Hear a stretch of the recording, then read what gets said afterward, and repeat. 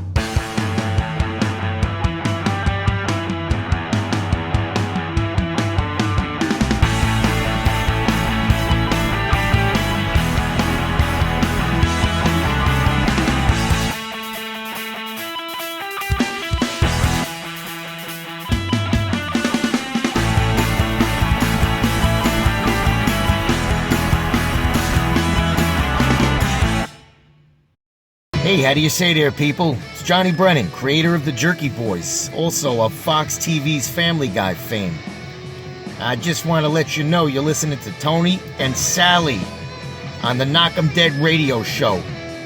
They're going to keep knocking them dead, so keep listening, you wacky sons of bitch. Right there. Over and out there, sweet Charlie. 3-2 to Mookie Wilson. Little roller up along first, behind the bag. It gets through Buckner.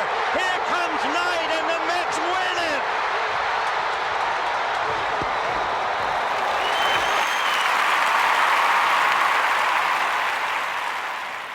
Hello, Tony. Mookie Wilson here, 1986 Mets. How you doing? Long time no see, man. Hey, man, I miss you guys, man, that Knockem Dead Comedy Radio, man. I miss you. I wish I was still up there, man. But I'll wait till it warm up a little bit, and hopefully this year things will be a little bit better, man. But when we're talking about comedy, hey, the early years of Mets was a lot to laugh about. You had to make a lot of comedy off those guys. Hey, hope to see you guys during the summer, and hopefully get back on the show, man, at some point in time during the course of the year, all right? All right? Yeah, fine. Contact me, man. All right, Tony. Talk to you later.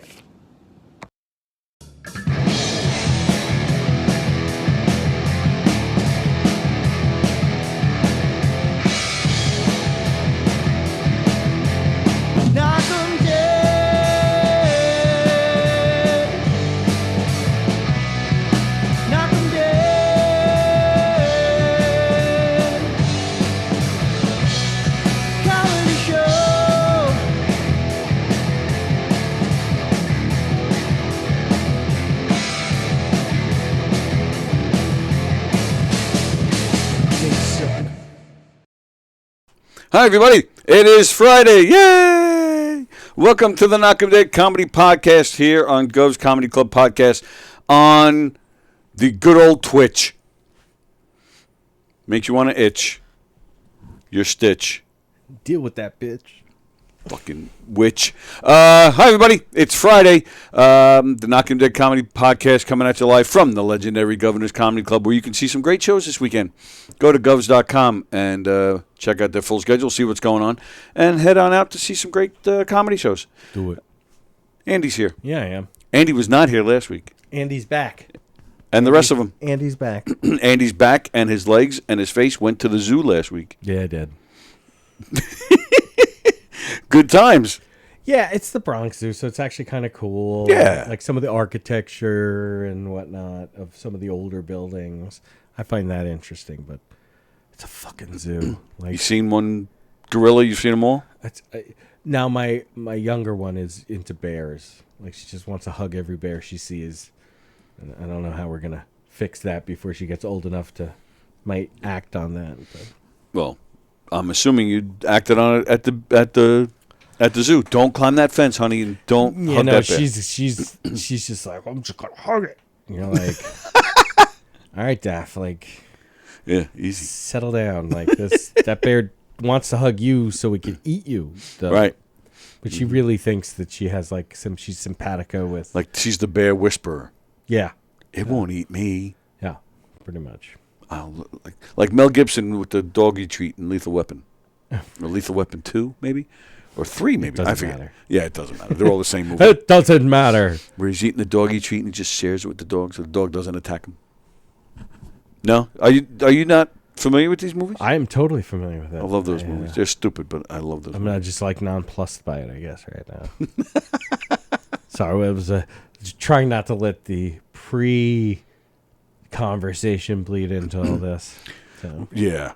We're professionals and we're going to... God damn it. Yeah. We were just talking about, before we went on the air, there's drama in the local There comedian is scene this morning. Dude, I would love, like, that cat that was from Dallas, the Asian kid. He's Vietnamese. Liam. Who was in okay, that one green room night? You said that cat. I was actually I'm trying in my head, like, what cat? Like, is he talking about some viral video? Like, what's he talking about? He's a cat. I got that now. Yeah. Meow. Watched him lick himself for like a half hour out in front of the club after the show. But he, like, we were discussing, like, the Dallas scene versus, like, the New York City scene versus the Long Island scene. And just like that they don't have bringers and... Which was like, wow, really? Like, yeah. I'm kind of surprised that this economic model has not exported itself, much like a meme. But no, and the same thing with talking to Snare about Central Florida and how that there's no bringers there. Yep. Like, it's just it's mind numbing to me. I can't understand how that could be because that's all I know from. Here. But what's interesting to me is, but there's also nobody being discovered out of those places either. True. You know, New York City is the place. True. And Chicago maybe, and L.A. of course. And that was the other thing is because they may not have bringers in the city. It's usually Island or Jersey producers produce bringer shows in the city. It's not so much. There are, but they pay for their open mic time. So that's another crazy thing. Oh, wow. So I didn't even know that. Yeah, there was a time a friend of mine, Devin Giannini, he's a hospital corpsman in the Navy now. Yeah. Young guy. Ooh, sorry. Whoa, hey now. Hey. Ooh. Nice, sound good. But Devin and I on a Friday once were like, all right, let's go in and hit as many mics as we can. And how many of them that we didn't realize that we should have registered via email the night before. Oh, yeah. And then you show up and you hand them $5 for 5 minutes. Wow. And you have to buy the two, as a comedian, you have to buy two items, two drinks, two whatever. Yeah. So, but they don't have that in Dallas. They don't have that in Tampa, or not Tampa, Central Florida. The in 2002, I was starting to get into some improv in the city. I was going into the city for some classes. Where were you taking out? Because that's pretty much. I got out of the Air Force in 2002. New York Comedy Club? I don't know. I don't know. I was Is that still there? Upright Citizens Brigade. Oh. No, I didn't make it that far. I wanted to. That was my goal. I wanted to get. Oh, you should have just went. Well, see, I didn't know at the time. Right. Joy Newman was the name of this woman who taught the class. She was great. I went to 2 or 3 classes and really loved it and kind of clicked with her a little bit. And she said, we're doing a show tonight. Stay and do the show. Right. Oh, no, I take that back. Right. I couldn't do it. I had a murder mystery to do. She said, well, next week, come back for the class and stay for the show. That's what it was. Because I remember traveling with some friends to come because they were going to come see it. Right. So we do the show. Had a blast. Had an absolute blast. I'm like, oh, God, I got to do this more. But when it was over, she came to me. She's like, all right, so it went well and you're going to take care of things now? And I didn't know what she was talking about. Like you're saying, pay $5 for the open mic. I had to pay to be a part of the show. Yeah. I had no idea. And then she did say, it's not going to be like this forever, just, the first few. And I was totally fine with that. But, getting into other things, but it was just like maybe 3 weeks later when I was diagnosed with cancer, so I never got to go back. Oh, okay. But, wow, yeah. 20, what's today's date? October 14th? 14th, yeah. October, 20 years ago today, I was diagnosed. Hey! Wow, son of a bitch. I didn't even realize that. I'm going to drink to your leg. Drink to my leg. The ever-giving font. Or the leg that's not here. Right. The dead leg. Gives a new meaning to a dead leg. I used to to my nephew, if he was fucking around next to me, I'd grab his leg and I would take my knuckle and I would dig it in to the goodness. hip, and I would go, I'm just gonna punch you once, okay? Just once, okay? And it just let me try this once. I've never done this before, but right here, and it's like, ow, and he's like, no. Like, no, come on, Joe. Let me just give you my one Uncle shot. Bob used to do that. We would go to his house for a family barbecue or something, and you just knew it. Like, you knock on the door and you just wait because he would come out, he'd grab you. And noogies. No, he put me in a headlock.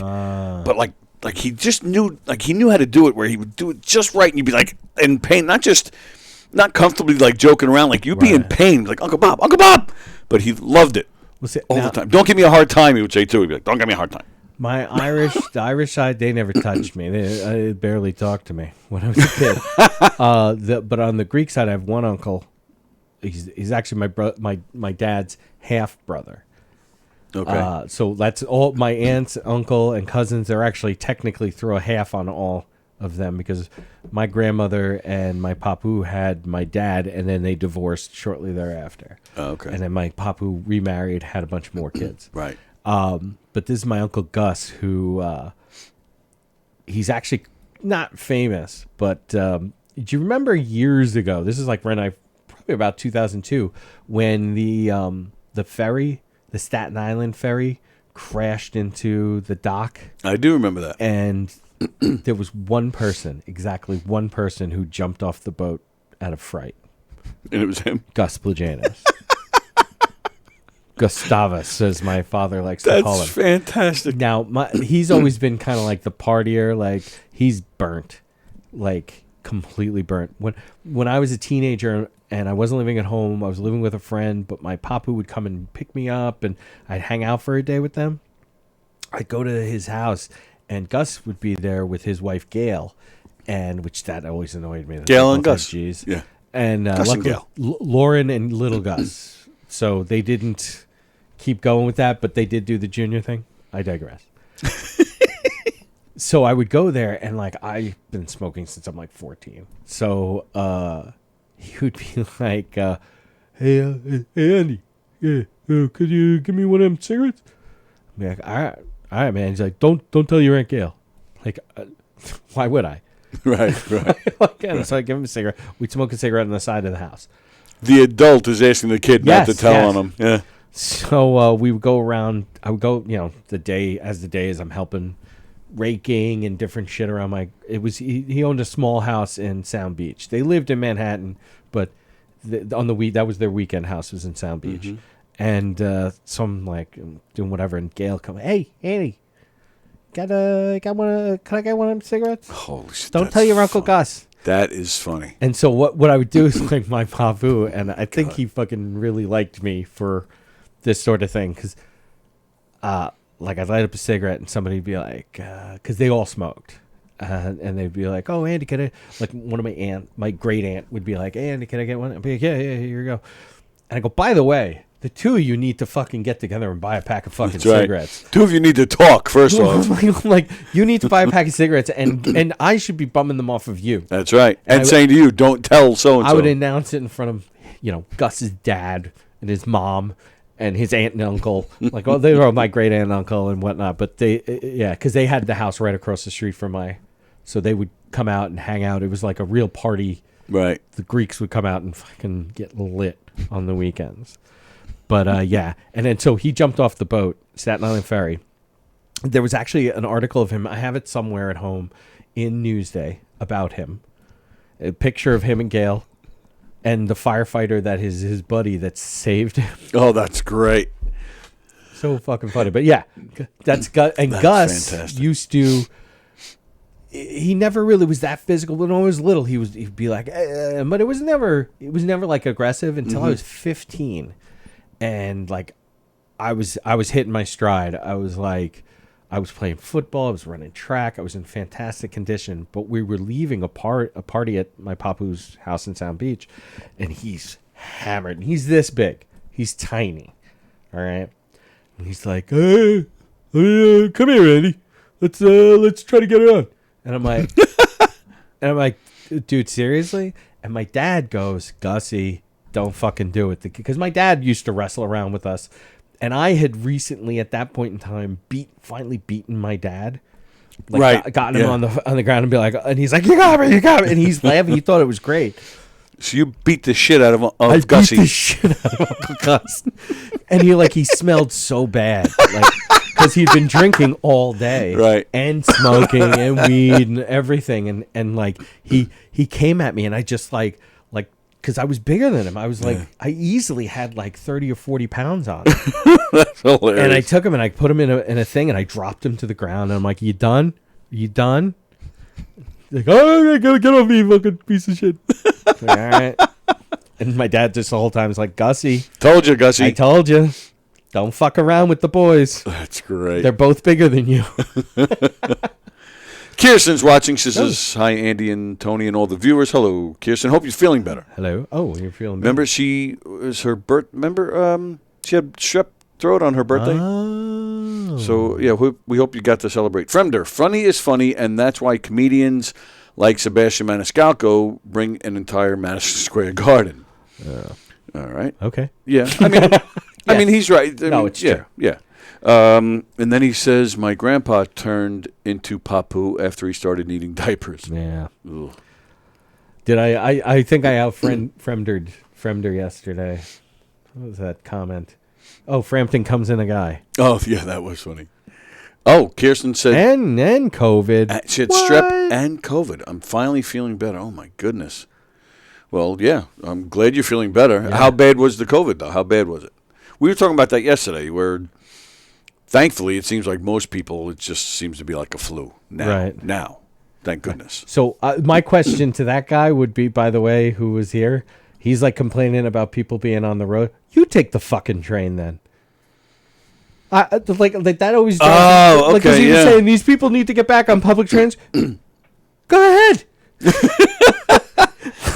Yeah, I didn't even think about that. Like that. Whenever people say shit like that, I always go to be like, I didn't even think of that. Really? I would have loved to have That's said that the to him. fucking first thing go that ahead. comes to my head. Jeff Oh, yeah. Skelsey. Now, Jeff called me literally like a minute before we were going on the air. Yeah. So I didn't take the call because we were getting ready to go on.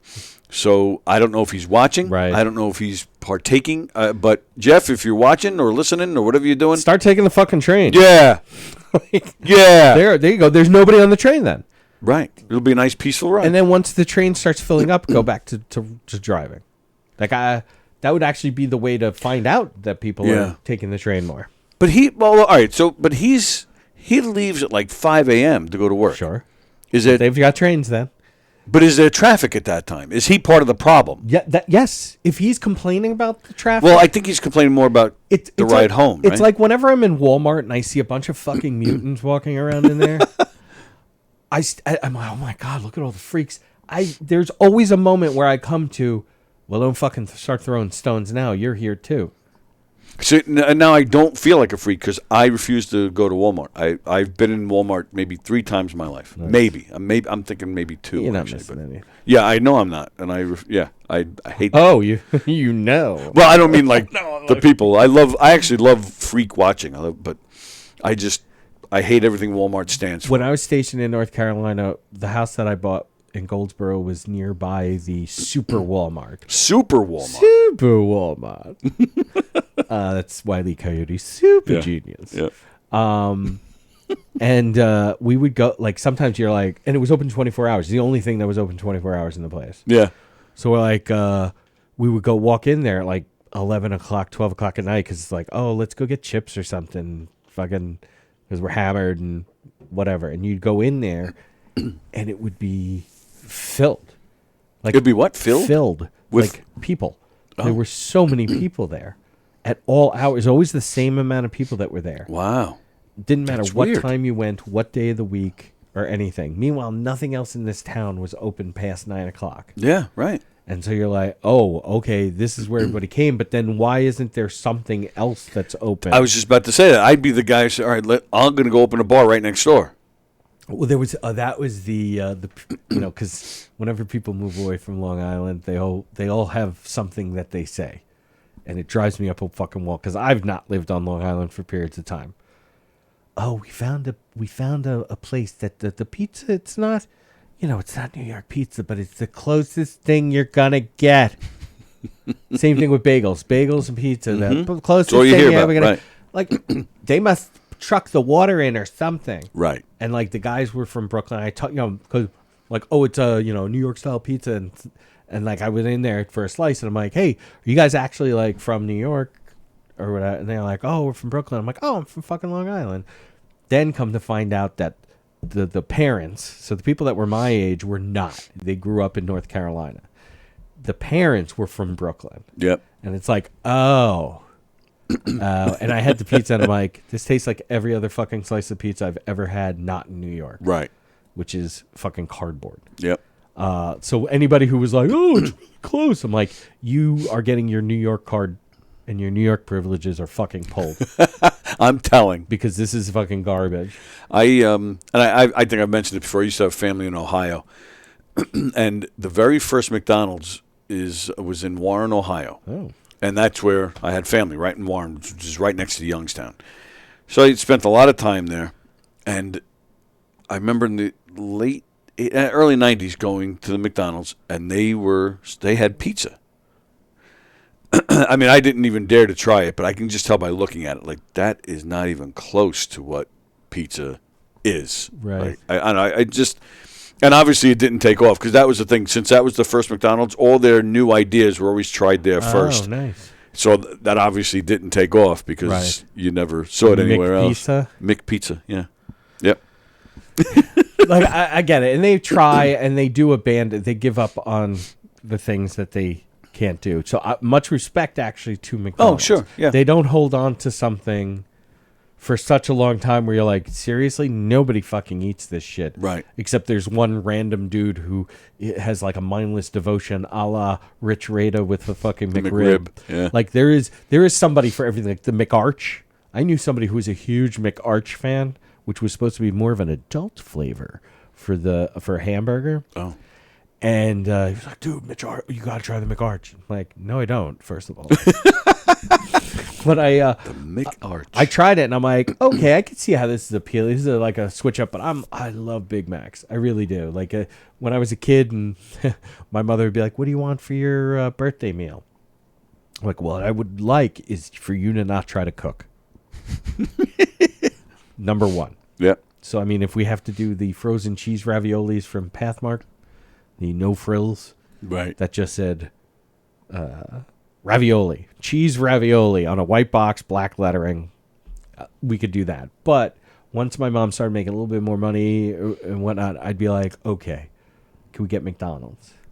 And my order back then, this is they didn't sell meals at this time. Oh, okay. Yeah. You had to order everything a la carte. Right. And I would go 3 Big Macs. Wow. 2 large fries and a large Coke.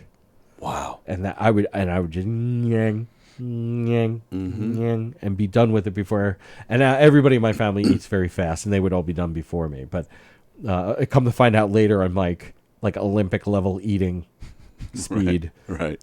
which helped me in the Air Force. But yeah.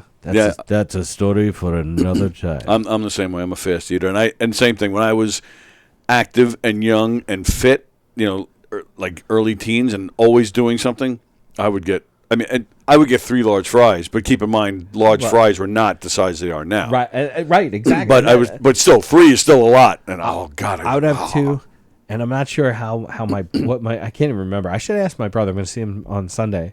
What he would order, because I don't remember. I remember when we were very little, my brother would always get a cheeseburger, and I would get a hamburger because I didn't want to be like my brother.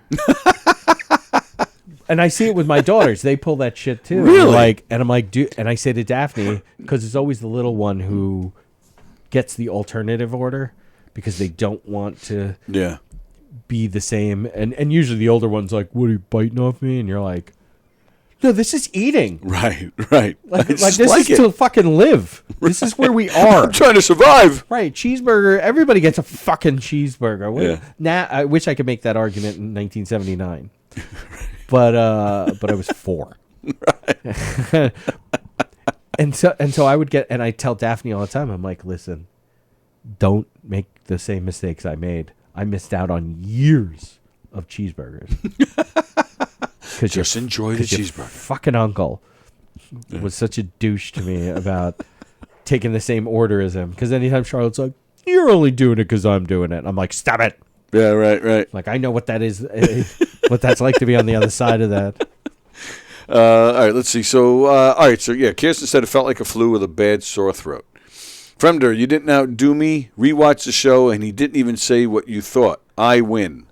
Yeah, he did. Well, you didn't say the second part of it where I said, "Did I beat Fremder?" Well, yeah, I don't even refresh my memory. What did you guys? Because it was what was the comment? It was because you guys were talking about live albums, and you said Frampton comes alive. Frampton comes in the guy's face. And I'm like, Frampton comes in the guy. And after that, I put that in quotes, and I said, "Did I beat Fremder?" I remember that because I assumed it, and he just wrote LOL, and then he went on, and you only read the Frampton comes in a guy. Oh, I didn't read the. So it frames it in a slightly different. Which, dude, we're writing. The way I've always looked at it is like I'm writing jokes for you to tell, like however you choose to interpret them, or. And I usually interpret them wrong. No, that's not true. It's totally. No, it's not. It's not. But that's like and that's why I try to write thing, and that it gets harder and harder because, and you have to do this because it's not a show about reading comments. Going over back, time, right? And so the way that I write stuff is so that you can either be reminded of what it is, or that it's sort of like evergreen. It could just sit there and like as soon as you say something. You say right. it and whatnot. Well, and I do. I'm trying to get more because it's not a show about reading comments, but I do feel a big part aspect of what our show is the interaction. Sure. I am trying to keep track. But no, you shouldn't be beholden to it. You know what I'm saying? Like, but you should be. It just goes without saying that you beat Fremder. Yes. Basically, though, I don't have to read it. We just know. Yeah, you're like Tom DeSillis with mustaches in me. Because Tom's always like, "Oh, look, it's the second best mustache on Long Island." I'm like, "That's you. That's really cute. You say that about yourself." What does his look like?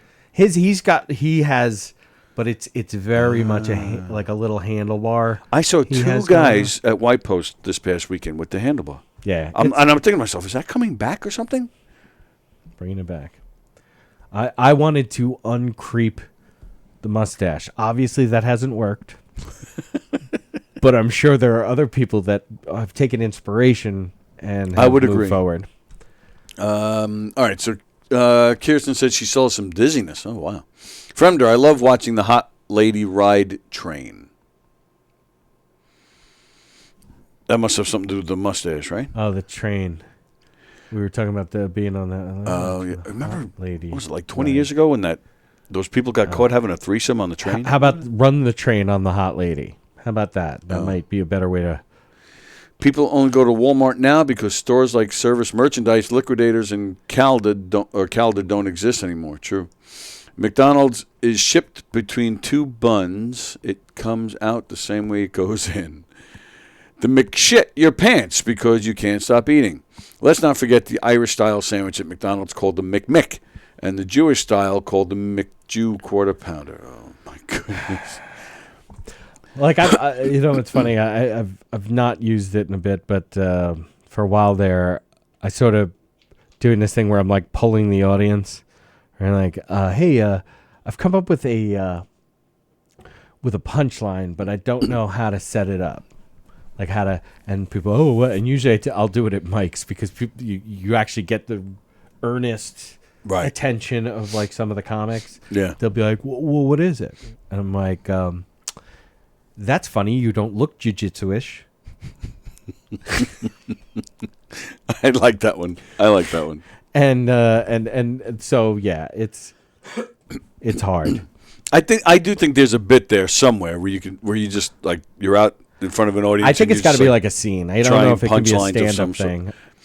I think it's like that's funny. She doesn't look jiu-jitsu-ish because it is a homage to John Candy as the Mog Barf in Spaceballs, where it's funny. She doesn't look Jewish.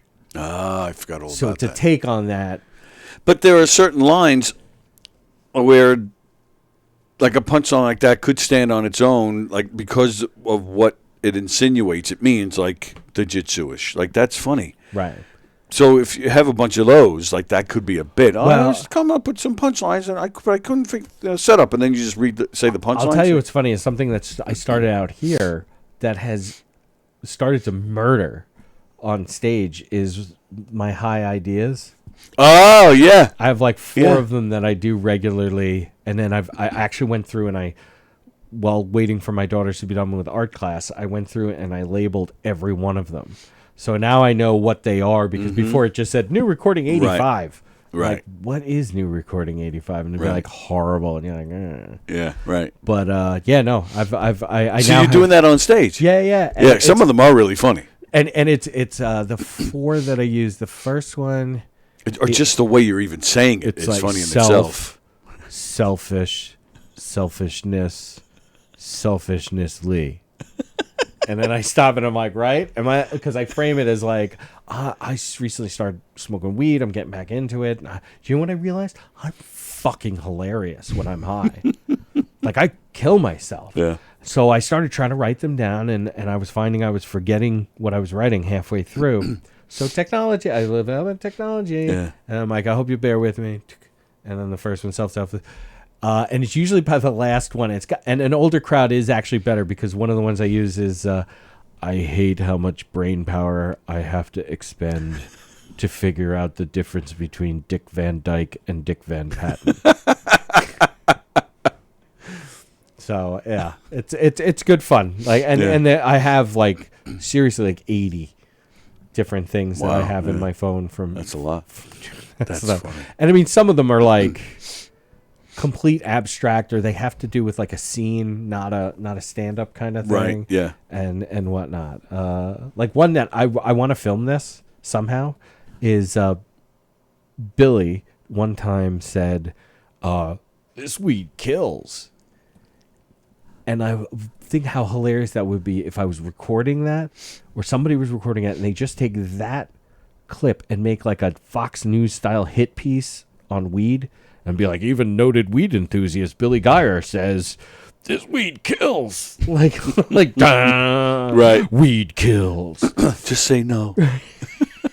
Dare to say no. I can't wait for them to do that. Like morph the two, because when we were young, it was just say no, and then right after us was the dare, right? Yes. Thing. So dare to say no.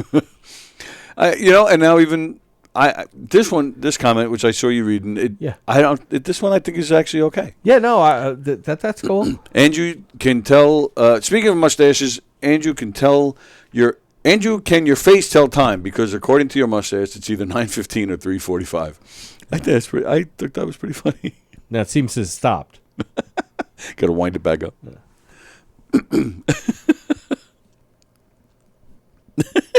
I can't do it. Contort my face. So today's Friday. Yeah. Wednesday night was at rehearsal with Knockem Dead Comedy. You know, when you said that yesterday, I was like, oh, I forget that you guys rehearse, and it's a fun time. Like we do have a good time at rehearsals. We get a lot of non-political stuff out, stuff that we couldn't do in shows. Right. We get out in rehearsals. Yeah, we do have a good time. You ever want to just come hang? You can come hang. Wednesdays You're part of the family. Wednesdays I know. rough. But and now we have Jeff. Yes. On there on Wednesdays. Which this is duck to water, man. Jeff's fucking great. And we still have some cast members saying, "Oh, what's with that guy?" No, I'm kidding. But yeah, so the other night I'm there, and we have this girl. I don't think you met her. Her name is Jessica. Jessica Gray is her maiden name. What the hell's her married name? Oh my god. Nobody cares. Matney. She's back with us, and so she showed up last night. Her husband has started a baking business, so she brought a bunch of samples, right? And she had this big, like, thick chocolate chip cookie thing. I don't even know what it was. It was almost like a cake.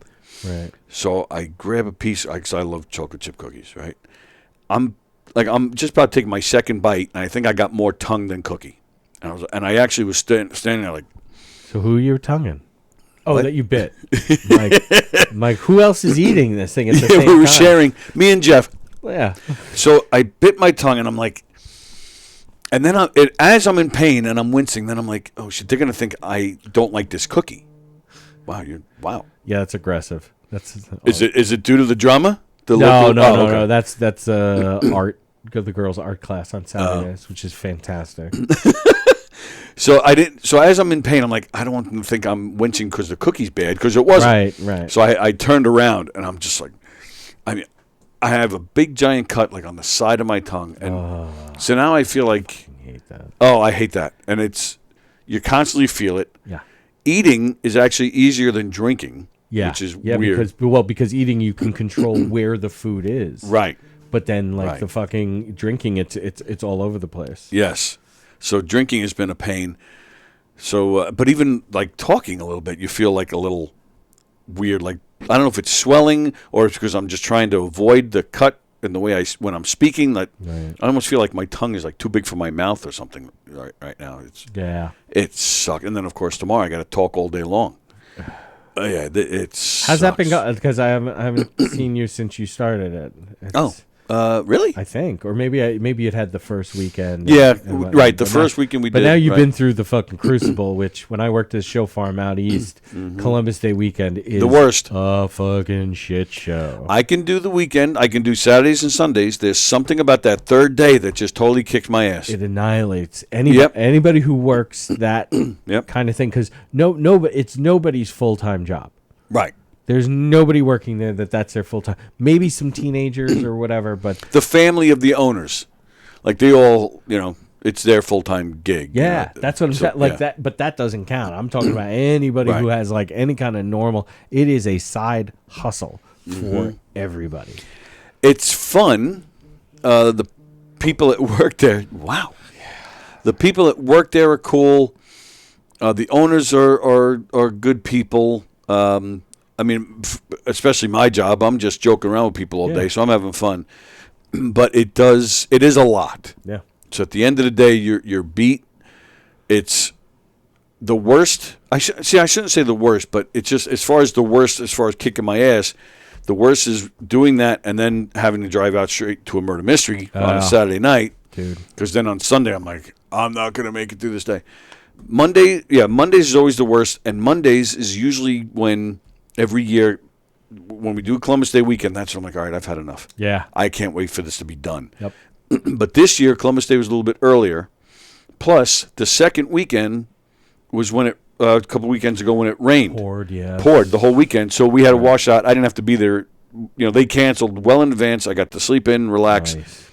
So because of that weekend, so I'm still pretty good. All right. And it was Columbus Day this past weekend was the halfway mark. So Right. now we're only down to 3 more weekends. Well, and They're all it's a 2 days denouement. each. Yeah, you're on the downslide Right. now. So, After this weekend is when I start to get psyched up. Oh, only 2 more weekends left. yeah. But now, I think I mentioned it yesterday. I don't think I've seen you since. No. They're now bringing me in to be Santa Claus. I heard that yesterday. Oh, yes. okay, yeah. That's They're calling it a giraffe Christmas because they have this new giraffe exhibit, brand new baby giraffe, the first giraffe ever born on Long Island. Woo. So they want to have people come see the giraffes. No, the giraffes fucked somewhere else. Yes. That giraffe sex happened somewhere else. But yes, they happened. It's an anchor baby is what it is. I have a video that I'm going to use, like I always post these videos. No. It was me and the giraffes. It was fantastic. Right. I giving tongue. I always use videos from White Post to promote this show. So I have one coming up with the giraffes and, what's laying around. So, that video's coming. So it should be interesting because it's a giraffe Christmas. So I think I'm going to be in the room with the giraffes. Right. I guess for pictures and shit. So it should be interesting. It's going to be fucking terrible. Yeah, it's going to be those poor giraffes. Yeah. So, baby Savannah. But they have to give it a fucking stripper name? The parents' names, Oliver. I was going to say the parents gave it a name. No, yeah, right. Oliver. Oliver's good. That's a family name kind of thing. And Patches. See, I can't even say the word Patches because it's killing my tongue. Patches. Patches. Patches, see? What was his name? Muggsy. No, I'm thinking of the actor who... Edward G. Robinson. Yes. See? Now, James Cagney did it too, but not the same. Edward G. Robinson was always out the side of his mouth. I remember I was going to be part of that show, says Fremder. Then my life got turned upside down and I wasn't able to at the time. What? What are you talking about? Giraffe definitely equals pictures and shit.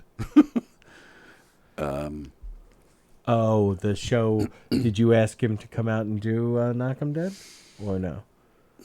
Oh, yeah, maybe I did. Oh, that's right. Yes, that's right. There was talk with Boy, me way and to be Fremder. memorable. I know. Andy. It's got to feel good. Sorry. Well, he never did it, so that's again? Even if you came to a rehearsal, I remember you, but he just right.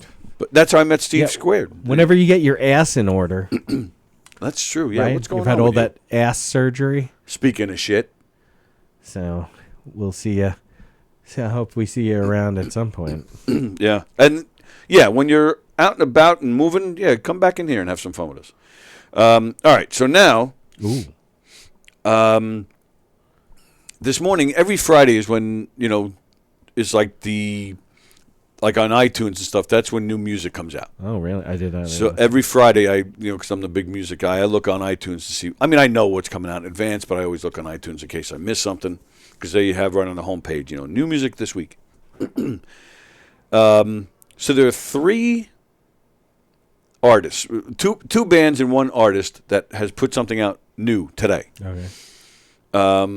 And I don't know, we'll find out with Twitch, how they're going to be with copyrights, but I won't play the whole songs, but I wanted to play a few and just give you like examples because there are some I thought were pretty good and I think you're going to be okay with them, but there was one I was like, so I'm curious to hear your opinion on that one too. And you guys, of course, as well. So the first one is We Are the World. Anytime I put Kumbaya. headphones like this. Oh, yeah. You're like Michael Jackson. Yeah, this is all for your kids' art class? No, now this is Girl Scouts for Daphne. Oh, okay. Unbelievable. And none of these people know how to text properly. So this first one is the band The Lonely Ones, who we've had on the show twice. Oh, I think you were here the last time, right? So, this is a new tune that they have out. Whoops. Everything's just like set up to fucking explode. I just want to make sure I have the volume up. And I do. Okay. They put this out this morning, and I thought it was kind of cool. So it's called Bedroom Door.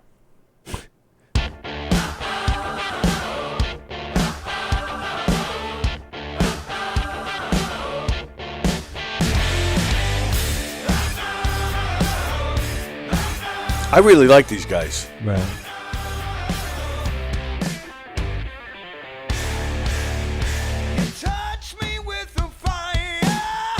Sounds like Kiss, doesn't it?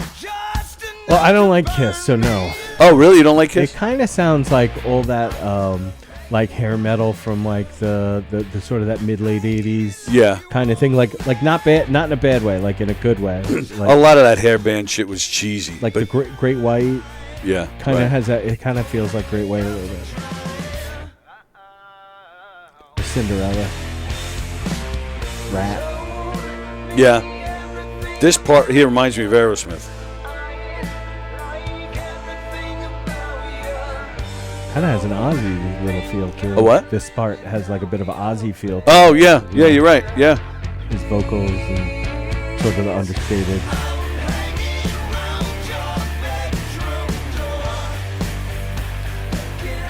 Ozzy has some new music out, which I actually like, too. Oh, really? He's not dead yet. What's that? No, he's not dead yet. It's coming.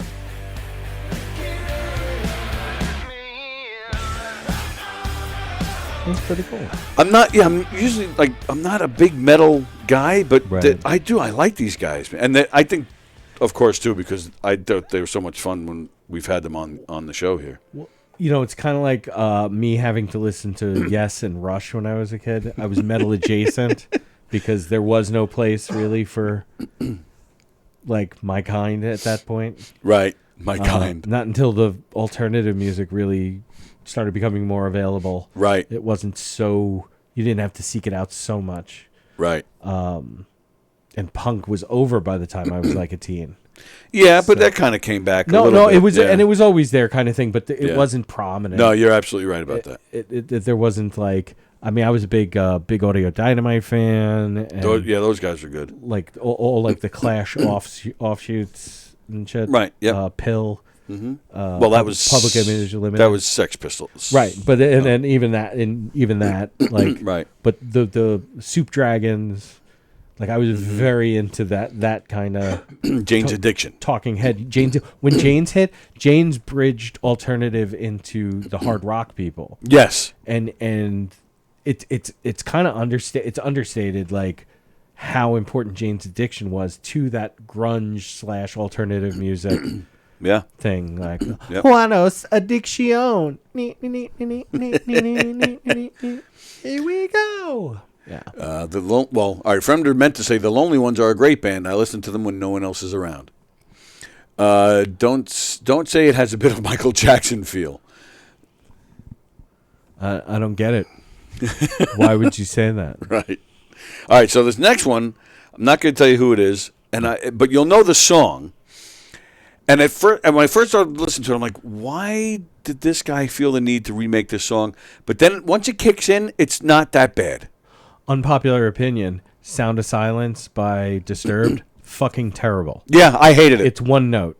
It's just like that throughout the entire fucking thing. So many people loved it. Sound of Silence is like this great, like kind of weaving. The vision softly creeping, like it gets bigger at times and then goes down. And these guys just did like this one tone through the whole fucking thing. It's so cliche. Let me just take this acoustic number and just make it hard. Make it a power ballad. Right. Yeah, go from one extreme to the other. Instead of right. Meanwhile, and I mean, folk music is hard to remake in general. Yes. But to me, the greatest Simon and Garfunkel cover is the Lemonheads in the early 90s doing Mrs. Robinson. Oh, yeah? I don't All know they if I heard did that. was they sped it up, brought out the bass line more. Oh, yeah? I'll have to listen to that. It's like kind of has a kind of early pop punk kind of feel to it. Yeah. And here's to you, Mrs. Robinson. Jesus loved you more than you. It's been used in a bunch of movies. Yeah. More modern movies, but it's like that's how you do the folk song. Like Right. they didn't try to fuck it. They didn't change anything with the melody. Right. They just sped it up and brought the bass up. That's like when Metallica did Turn the Page, Bob Seger, Turn the Page. And, of course, they got to make it tough. Turn that page! Shut up. Well, what's funny? Like, okay, that's a really good version. I actually think that's a good cover. Nah. But that's Steve Rocco Perillo, Billy Geyer, myself, and the woman who produces at the Off Key Tiki, Anne Marie, I want to say her name is, maybe Anne. She, the four of us are at a diner in the Quorum Diner, and Perillo's like, so which version do you think is the better version of the song? And I'm like, Of Turn the Page? yeah. And Billy's like, I'm partial to the Metallica one. Amory's like, I'm partial to the Bob Seger one. He's like, what about you, Andy? And I'm like, and he's sitting next to me, and I go, this is going to probably sound terrible, but I really enjoy both of them, like at times for different reasons. Okay. So I Fair. put them on par. Wait, you have to pick one of them. And I'm like, and it set me off. I was like, do I, Steve? Do I have to pick one of them? Do you have a fucking gun in that pocket that you're going to put on my head and be like, oh, which version of Turn the Page is fucking better? Because I'm not fucking answering that question. Wow. I like both of them. And You're allowed. I feel bad because he didn't deserve it, but I piled on him. And ever since then, Anne's like, every time I see her, she's like, that was a lot of fun at that diner that night. I'm like, the night that I fucking yelled at Steve for like 10 minutes about Turn the Page. Yeah, that was all right.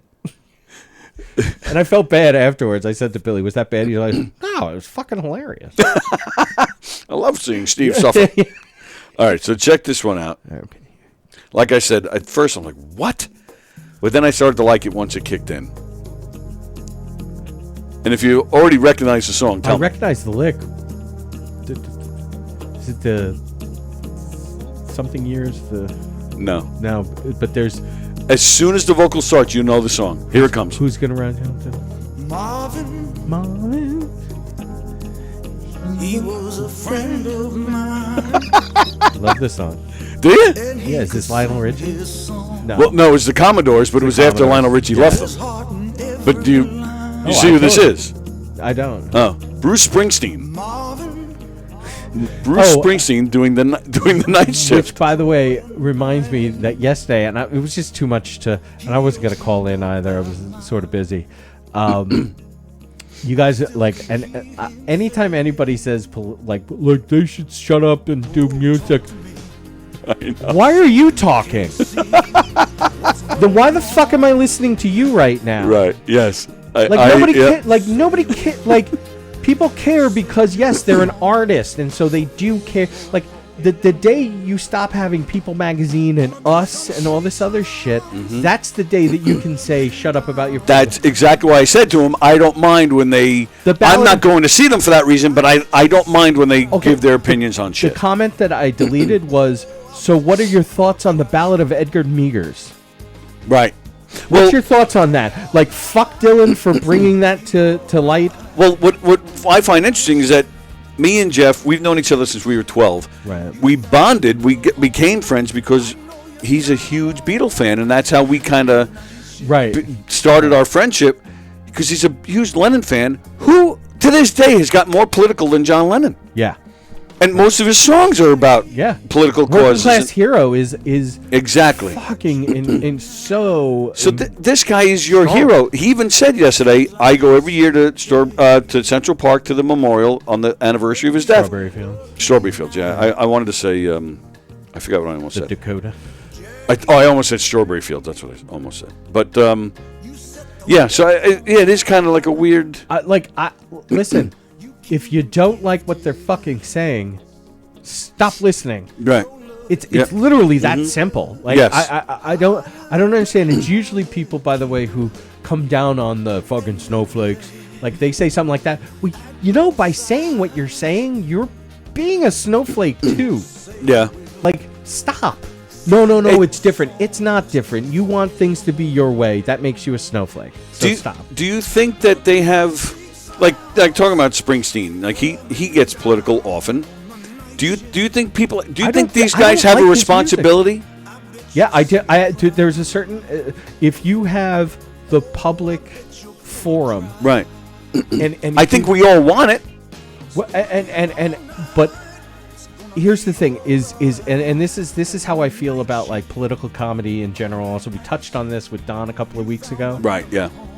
If you are going to be and I come from the question everything school of the universe. Oh yeah, sure. Of like in a respectful way, not like. Well, that I don't know. I don't know if I can say if I've been respectful over the years and even now of that sort of thing. But if you're going to be like, this is what they're doing. Well, then what about you're a fanboy for this fucking other guy?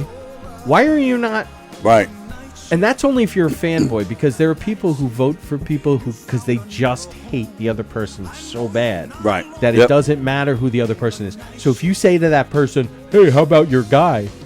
They're gonna go, "Yeah, I don't fucking care. It's not your guy." Mm-hmm. As long as it's not your guy, right? So you can't. That's true. Why I always laugh at the "Let's Go Brandon" thing because it's like, I think you guys missed the point. Like, the people that voted for him don't care Right.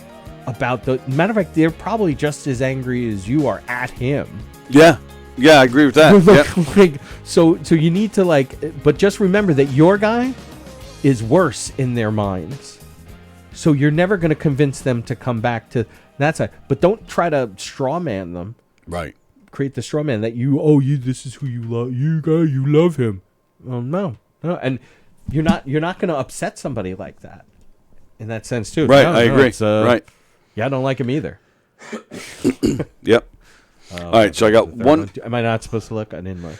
Yeah, don't look. You're going to know immediately. You may have even already heard it. And I personally, I feel I'm saving the best for last, but also saving it for last for you. Are you like worried you're going to mess your hair up or something? No. I get sweaty. My ears get sweaty. Yeah, I hear you. Me too. So I'm just like, I want to save one of my ears. You're going to know this one pretty quickly if you don't already, but this is brand new. Leo Pace doing Big Booty Hose. Big Booty Hose!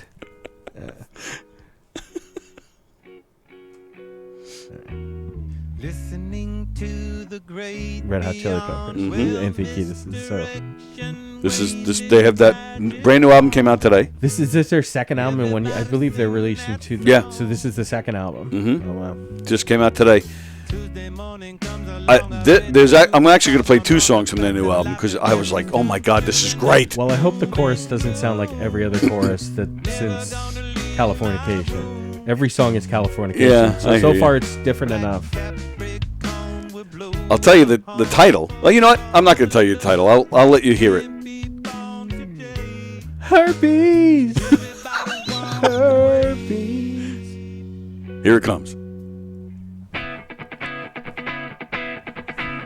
Fushante. They're so much better with Fushante, aren't they?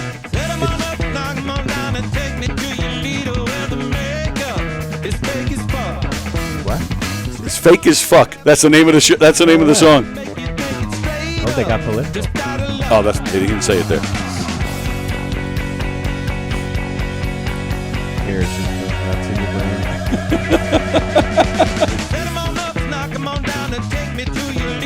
Here we go. I love that.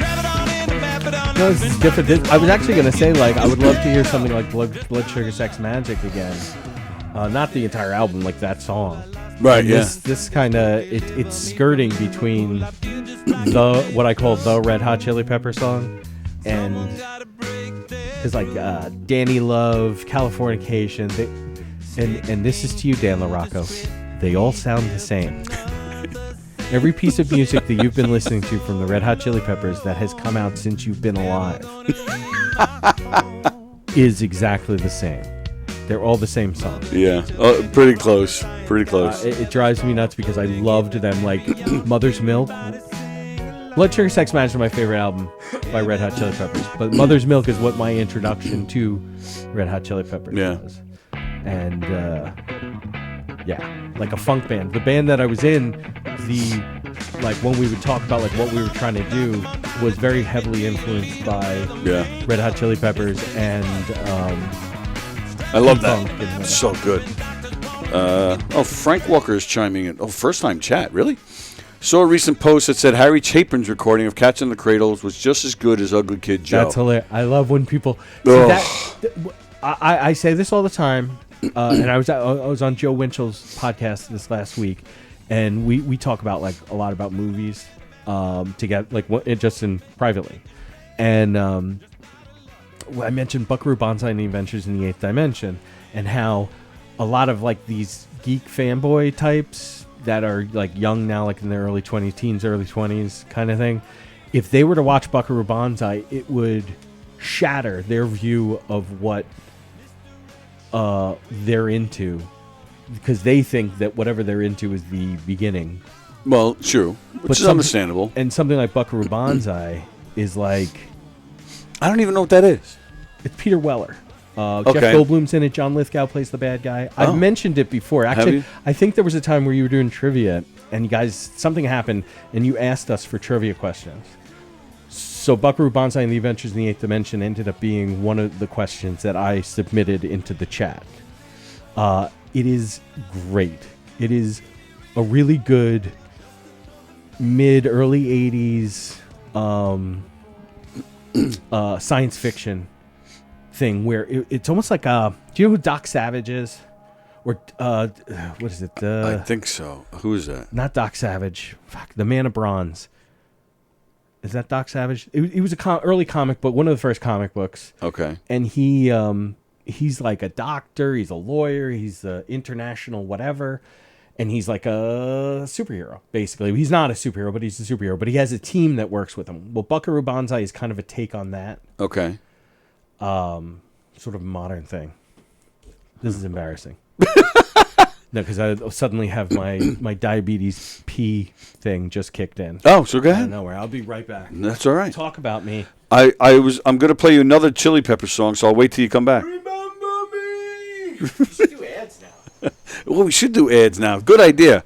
Hey, go to govs.com and check out what Governor's Comedy Club, what they have coming up. I have a lot of great shows this weekend.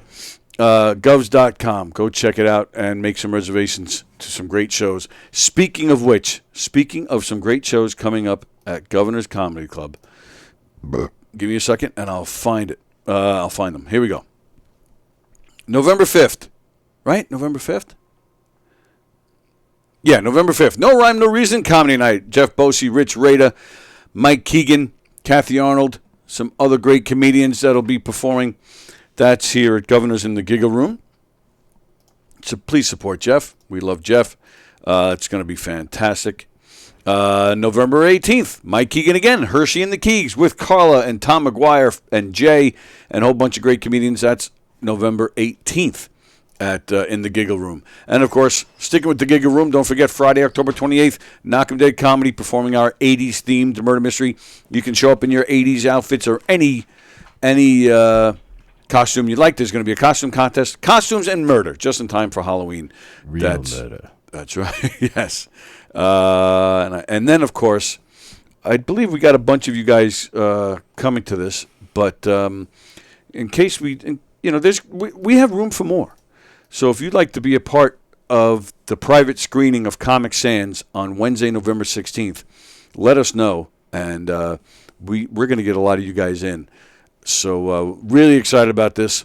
This is the only private screening of Comic Sans.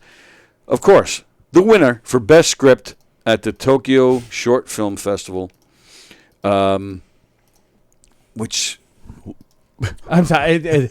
I just find like it just sounds funny. It's great. Like I'm so proud of Don, and I think it's fantastic and everything. Yeah. Like it just... I just wish I was there because I want to know if our voices were overdubbed. That would be like I would feel like I made it. Exactly.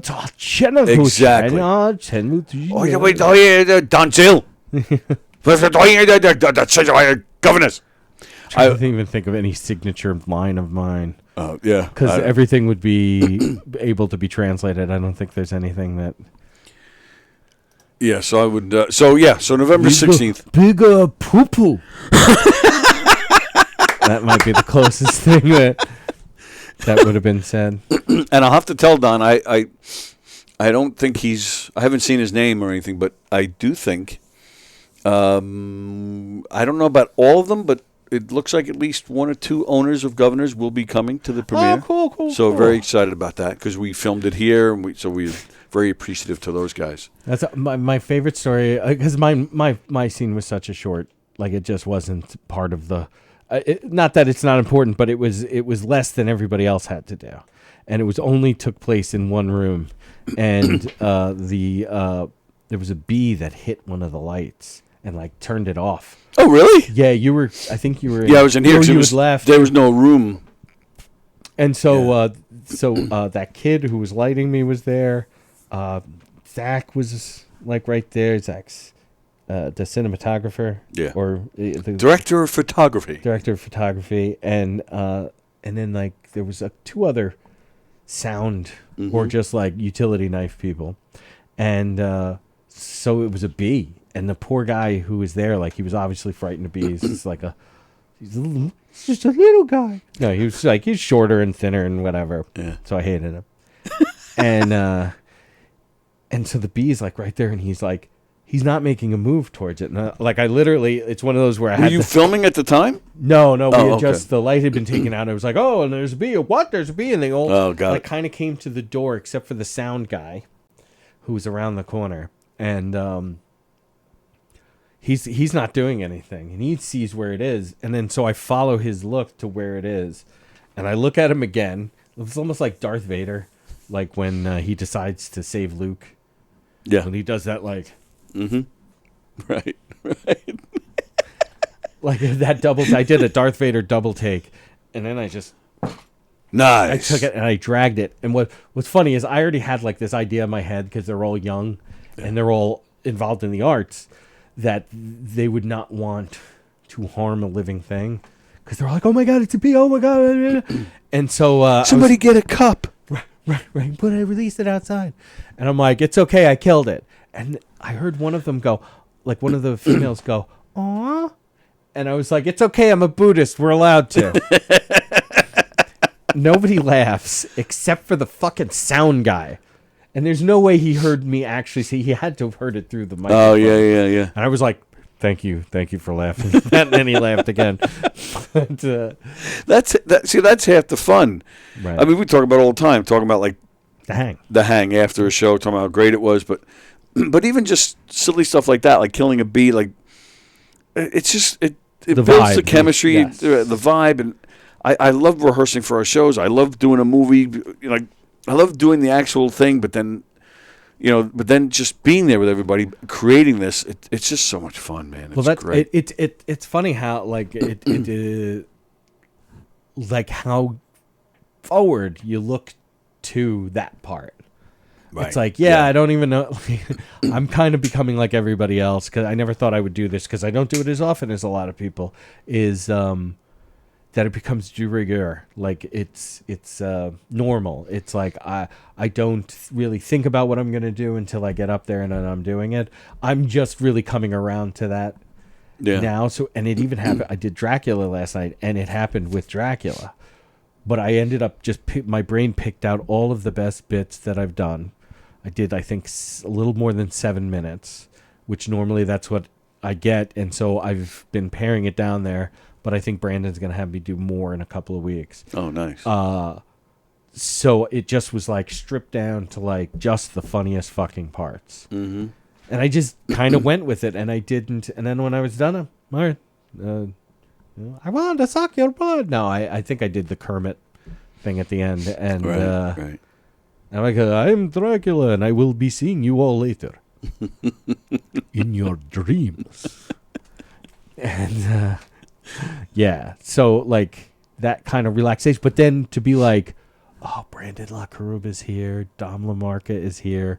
Dom brought his friend Zach, who they look like they're fucking from like a stoner movie from the 70s. It's just, and they're such cool dude, like the nicest funny to beat the band, but super nice also. Right. Yeah. And so you're just like, oh cool, I can't wait to.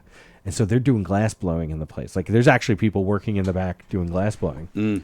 So I walk up to Brandon, Dom, and Zach, and I go, is it weird that I'm super turned on that guy's blowing that glass? And it was great because Dom's like, no. And he gives this explanation that's like, no, it's like, it's like sense memory. And like, yeah, it makes sense that you would. I was like, and I said, you know what? I asked the right guys in this place. Yeah, right. So that I can feel okay about myself. Guys are like my emotional support buddies. You're trying to make a joke, and they're having a scientific conversation. Oh, it was great. Frank, have you heard the new cover version of Bad Moon Rising by Susie Quattro? No, I can't say that I have. Susie Quattro. She's got to be 80. Fremder, I'm going to bring my special popcorn bucket to that movie premiere with the hole cut on the bottom. And New York Girl is watching. Hello, New York Girl. Hello. Hope you're well. Thank you, everybody, for hanging out with us today. Please like and share our show. It's right there. Subscribe to this Twitch channel as we're trying to make money. Damn it. Oh, yeah, I was going to play another Red Hot Chili Peppers tune. This one I like, too. I didn't hear the whole album yet. I heard like half of it. And I'm telling you, it's good. These guys are just... I mean, listen to this. I already love this. This is like exactly. Mother's Milk. Both of these songs could have been on Mother's Milk. I mean, immediately you're like, yeah, this is groove. With me, darling, I would be your man. See, this kind of funk, man. Yeah. This- Cause the best about me. nobody knows this except for them. And they weren't doing this for a while. Yeah, right. Soft as any moss upon your feet. Daily, are you out there? I am in your lane. I'm down. I'm in. Yeah, I'm going to have to pick this album up. I'm intermittently talking to maybe hopefully throw off whatever algorithm Yes, exactly. there is Yes. to kind of make it seem more of a Yeah, so we don't get banned or anything. conversation. That's like Today's weather, it'll be in the 60s. Did you see that cat that showed an entire pay-per-view MMA event On all the- Twitch. Yeah, all the time while Gaming. Well, making it Or look like pretending he was- yeah. gaming. We talked about it on here. I showed a picture of him. Yeah, Genius. I love Genius. that. I love people that like find the cracks Right, to beat the system. because there's cracks everywhere, Right. and that's why, like, dude, conspiracies is such bullshit. Like, dude, first of all, nobody cares about you. Let me go ahead. Let me talk to our public. You got upset Don again, you know. Nobody cares about your life and your money. Yeah, they want it and everything, but everybody wants your money. I want your money too. Yeah, I actually I have love how you paused just as Anthony Kiedis sang "Motherfucker." That was perfect. I vibe with the motherfucker. Shout out to you, my man. Oh, how cool would it be to get those guys on here? That would be amazing. I'm gonna try that. Fuck it. Yeah. They would be the types of guys that would do it. I think. Yeah. I think that there would be like a real solid. That would be amazing. And LaRocca cannot come in. No headphone. Turn off all the headphones. He gets to sit over there and watch. Do we at least at the end just let them say hi to him as we're saying goodbye, as we're signing off? No, not at all. All right. No, just absolute abject torture. But at least, I think he'd be happy just to be in here. No? No, not when you have your fucking. If you really love somebody, like if you were interviewing Eddie Vedder, That would be cool. I would not be able to not fucking cut in with like Eddie. You've been fucking massively important in my like life at every different stage. Mm-hmm. It's and I just want to say thank you. That's it. I don't need to, and that's it. No more. Yeah. Like like with Kevin Pollak, and and it came out wrong when I said I was ripping you off back in the day. Right. It wasn't I was getting paid, but I was like doing fucking full on Kevin Pollak bits to try to get girls to laugh. Right. And I mean, it worked sometimes. He's not a surefire pussy magnet. That bald. Not what I thought. I thought he was that. This is I do him and Jenny. And everybody's gonna fucking Right. just like this should be like a fucking ride the fucking surf on the wave of vaginal juices that just flood the fucking room. Vaginal juices. Holy shit! I really thought that was going to happen, but it didn't. And spoiler alert, it didn't. Well, I did the same thing as a kid, playing like Traveling Wilburys in my car, so the girls could hear it. I was like, "What? This is current." This is Tweeter and a monkey man were hot up for cash, so they stayed up all night selling cocaine in hash. to an undercover cop who had a sister named Jan. For reasons unexplained, she loved The monkey man, and the walls came down all the way to hell. Dude, that was my jam out of all the Traveling Wilburys. So I could have scored with you back in we'd have been early fucking 90s for sure. Mm-hmm. Yeah, For sure. I'm tempted right now on air. We'd be on the pussy prowl together, just like turn it up. It's Tweeter and the Monkey Man. I get to be Tweeter this time. You're the Monkey Man. So that's how my friends and I used to roll. We would like you had to be. You called out who you were. We used to do two Dion songs, "Run Around Sue" and Teenager in Love. yes. Why must I be a teenager in Downtown, and when I find myself, The Wanderer. The Wanderer. So The Wanderer, I Love now that song. I sang "Run Around Sue," and they were on my backup. This is like driving around, and this is like the football team, Wow. like the core of. Well, the yeah, but football when team. you're the football team, you can get away with this stuff. I was not the football team. And my I was buddy the Manu geek. would do The Wanderer, and like the four other of us in this were like, and like doing this whole doo-wop thing, and we were like, why aren't the chicks just throwing themselves at us? This is so weird. Dion seems like such a butch guy. I knew a guy, and this guy used to cruise around in his car and hang out at 7-Elevens, and he would crank up like Paul Rogers, who's the lead singer for Bad Company. He would. I mean, I'm throwing out some obscure names here: Robin Trower and Jack Bruce. Again, I mean, these are names that a lot of people don't know. Right. Jack Bruce was in the band Cream, Sunshine of Your Love, and all that. Right. But this guy would hang out, and like he would play them, and for that reason, someday a girl's going to come up to me and say, "I know that song and love that song." He was, and I'll know that's my girl. Track 8, Ready for Love. Right. Exactly. Right. I'm ready for love. Oh, This is what he used to do. And occasionally, me and my buddies going to 7-Eleven to get something. There you'd be. And you guys would fuck him. Yeah. It's hot. This is the hottest story I think you've ever fucking told, dude. And we've talked about you stumping a girl. That's right. That's fucking hot. Joe DeJesus is actually, he has an idea where he wants to have a Traveling Wilburys tribute band. Oh, that would be super They only cool. put out 2 albums, but Yeah. but he wants to like branch out and play like, because they were a super group. Yeah. Jeff Lynne, George Harrison, Tom Petty, Bob Dylan, and Roy Orbison. So they would play like other songs of those people's catalogs. So it actually would be a cool band. And one Del Shannon song. Yeah, true. Yeah, you're absolutely right about that.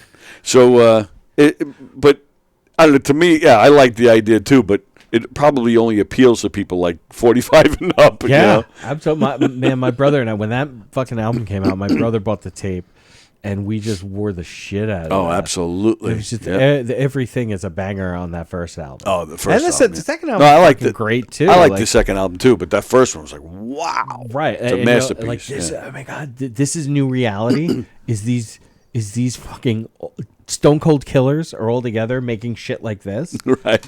Because that's why Tweeter and the Monkey Man, because it's I've made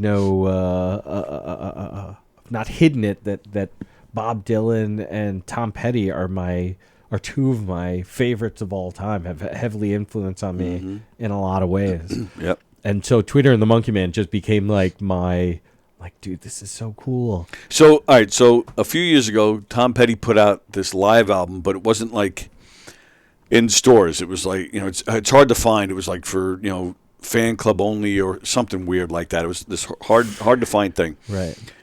And he does Tweeter and the Monkey Man. So if I is that something that you would want? Is that something you would want to hear? Just like all of those Steve Martin appearances. Right. Oh, fuck. I forgot all about Me that. too, like until just Son now. of a bitch. When I'm like, what can Tony give me that he hasn't given me already? Oh yeah, the fucking Steve Martin thing. Nah, There's this DVD that Steve Martin put out. It's a box set, and it's called TV appearances and other stuff. I think it's called. right. And it's all of his TV appearances from the 70s and 80s, and I think even into the 90s. I haven't even watched the whole thing, but it's amazing. And a lot of it's on YouTube already, but it's such. I would like. And I've been promising to lend it to Andy so he can watch No, it. it's been I a keep long forgetting. time since. It's been a couple of months. It's been a really long time since you offered, and then never did anything about it. So All about no, I get it. I just like Friday, help me out, and fuck you on your Steve Martin obsession, Andy. I get it. I'm married. That shit happens all the time. She's like, oh, you have a comedy show? She's like, when are you going to learn you're not funny? Like, thank you. That feels good. My wife doesn't think I'm funny. She actually said that to you?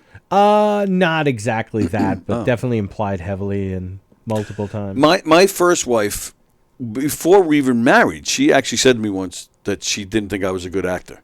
And because of that, I stopped acting for 7 years. I didn't do any theater. I didn't do anything for 7 years. Sucks. I was about to make a joke about that. Oh, no. About how right she is. That's so right, there we go. Yeah, see you in 8 years.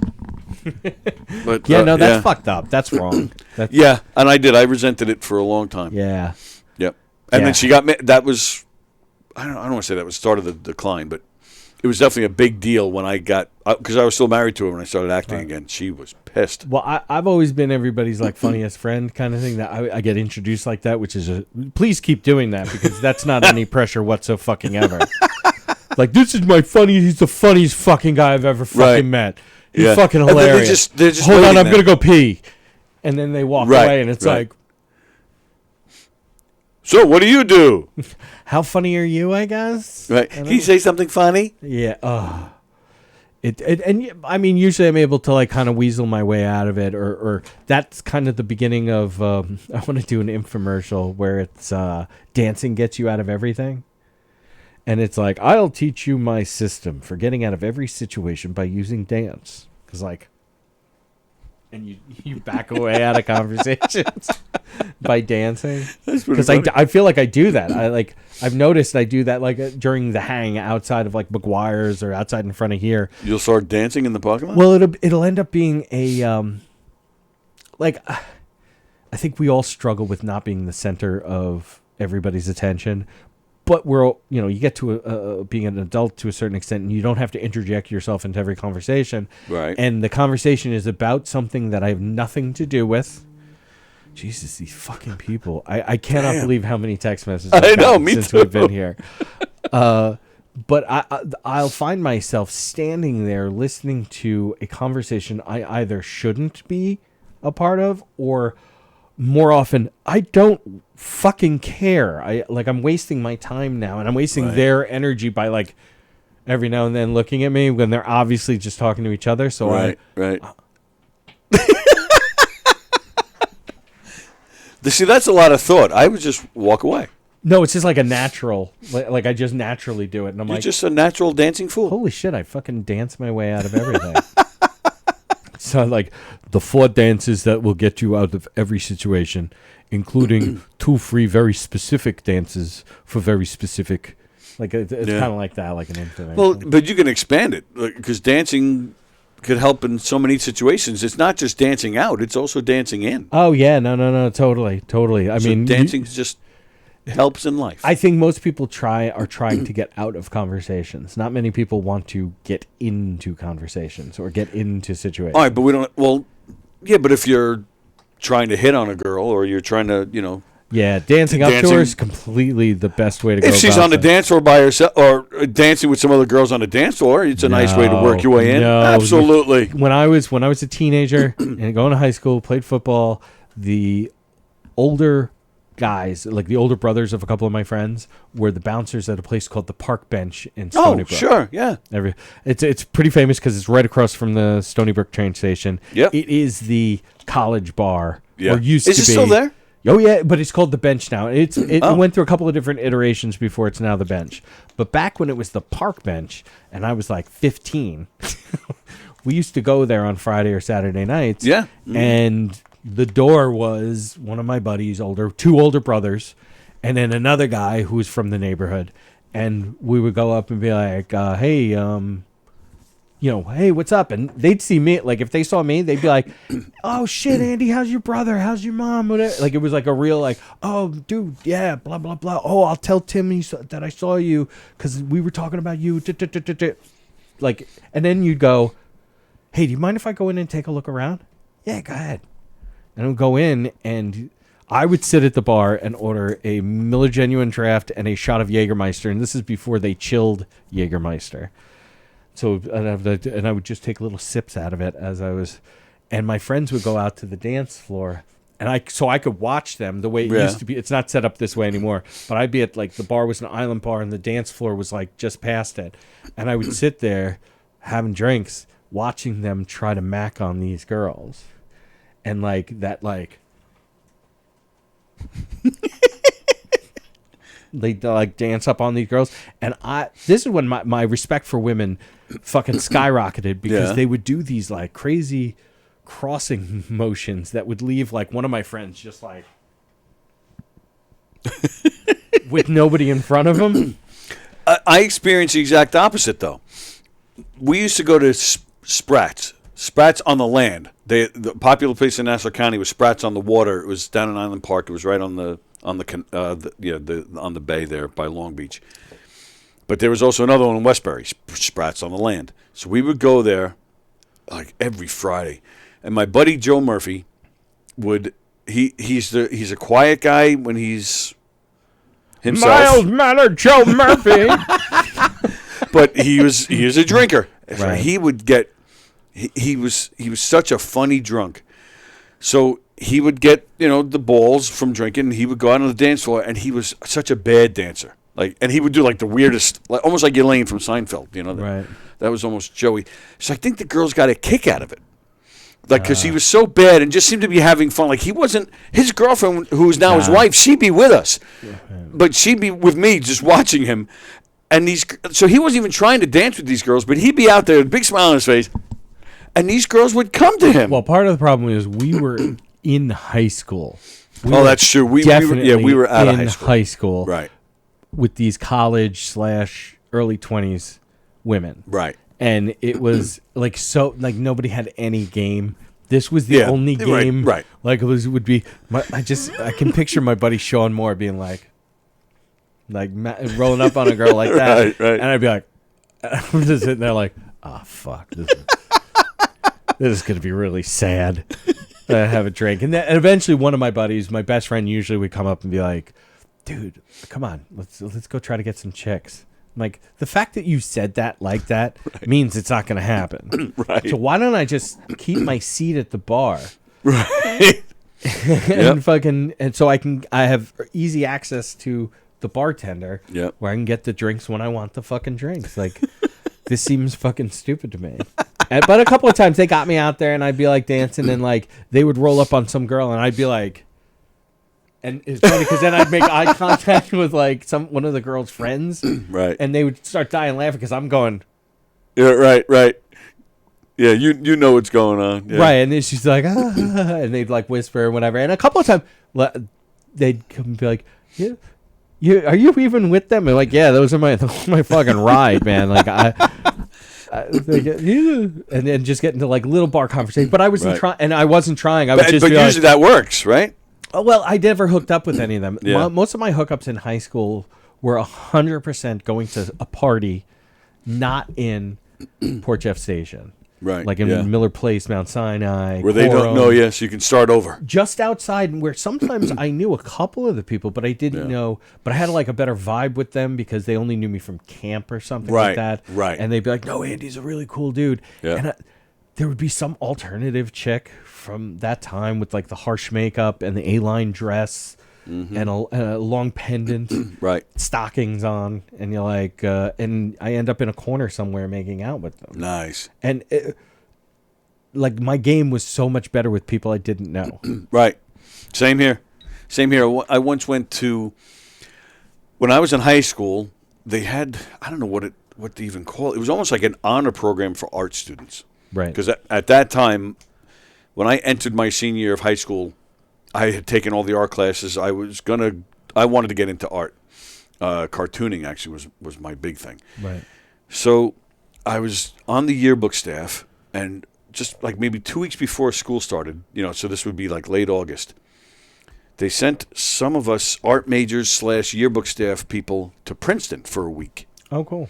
To take like some art classes that was kind of geared geared towards making a yearbook. Same exact thing. I was, cleaning up. I was now a cool guy. These people didn't know me, so I could make a fresh new start. And in a world that I knew, in the land of the blind, the man with one eye rules all. Exactly. Yes.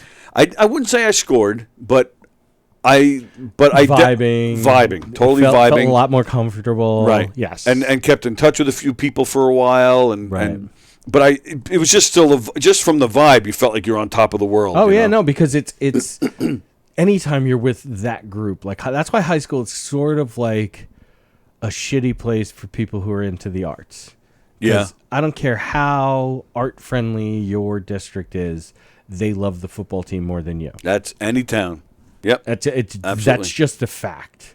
Or lacrosse, like in the case out by me, because Ward Melville being Right. perennial fucking national fucking powerhouse.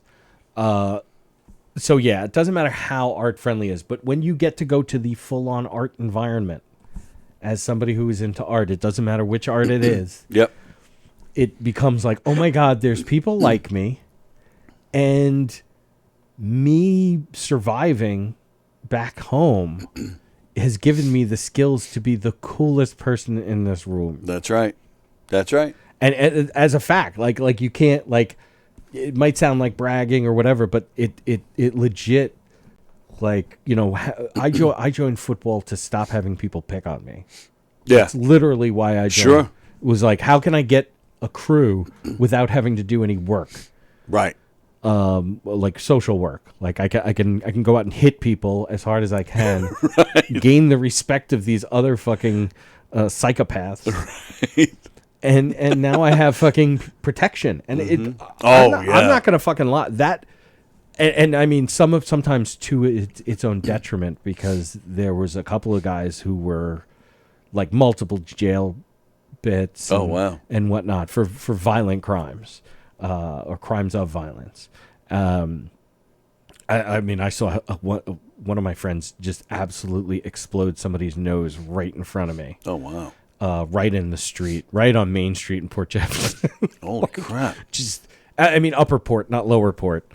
By the train tracks. Yes, literally right next to the train tracks. This guy came out of the bar, blah, blah, blah. He's like talking to me and everything. My friend's like, oh, you know, and just came, like, the guy never saw it coming and just knows.